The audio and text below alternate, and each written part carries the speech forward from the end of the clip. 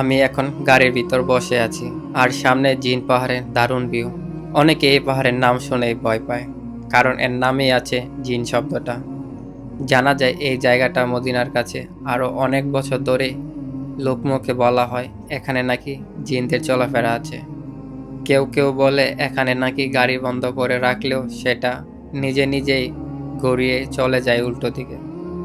এই কারণে একে ম্যাগনেটিক হিল বা গ্র্যাভিটি হিলও বলা হয়। আসলে এই ঘটনা অনেকটাই একটা ভৌগোলিক ইলিউশন, মানে চোখে যা দেখা যায় বাস্তবে তা নাও হতে পারে। আসল রহস্যটা এখানেই।